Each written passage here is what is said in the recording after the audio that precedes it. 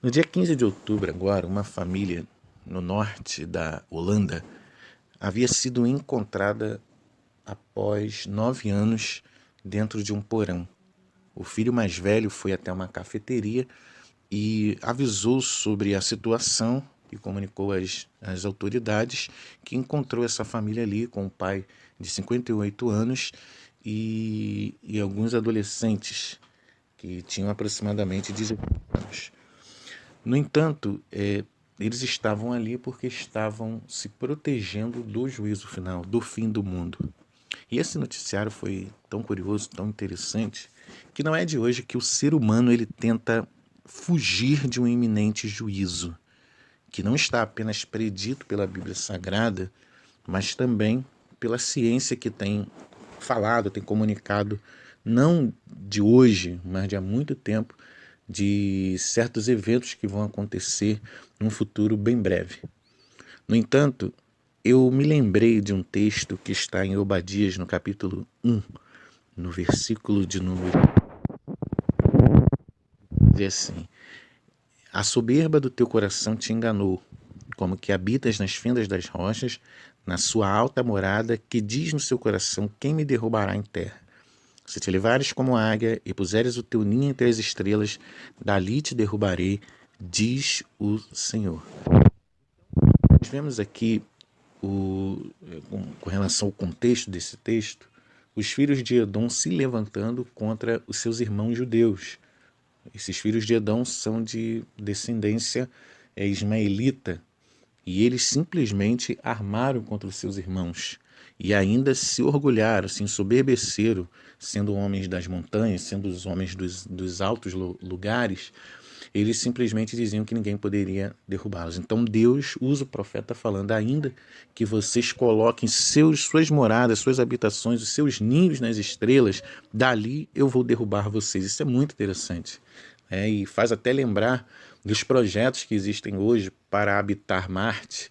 É claro que os homens eles dão um sentido muito mais de entretenimento a pessoas muito ricas envolvidas nisso, mas nós sabemos que a intenção primordial, a intenção real de tudo isso é uma determinada fuga.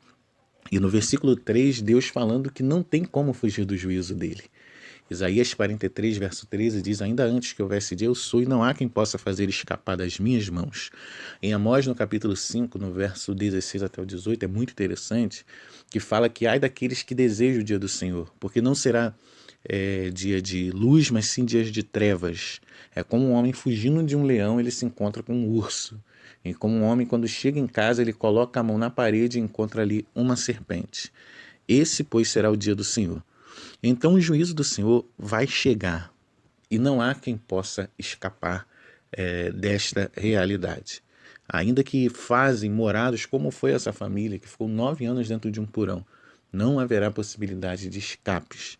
Por isso, nós entendemos que a única forma de livramento desse juízo que há de vir, que é o juízo de Deus.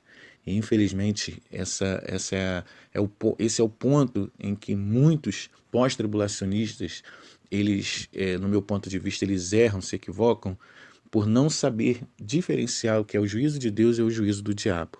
Pela igreja ter passado por muitos sofrimentos nessa terra, alguns entendem que ela terá que necessariamente passar pela grande tribulação. Só que o que a igreja passou nesta terra foi nada mais, nada menos do que a ira do diabo. Viver nesse mundo cujo Satanás é Deus é de fato remar contra a maré. É de fato padecer perseguições. Mas o que sofremos até os dias de hoje é nada mais, nada menos do que a ira do diabo. Mas a ira de Deus será diferente, meu amigo. Deus ele vai agir com justiça. Deus ele vai agir sem misericórdia. A palavra de Deus diz que nós devemos considerar a bondade e a severidade de Deus.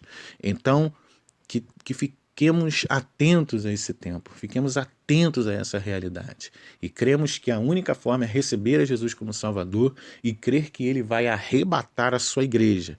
O arrebatamento, ainda que para algumas pessoas pareçam uma coisa fantasiosa, pareça uma coisa forçada, uma doutrina forçada.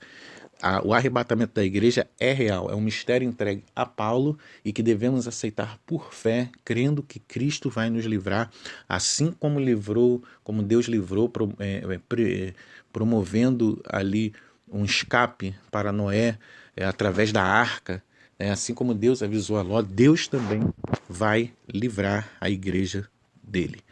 Então, a noiva do Cordeiro não está destinada à ira de Deus. Então, que venhamos vigiar e que venhamos pregar a este mundo que há como escapar desse grande juízo. Deus abençoe a todos.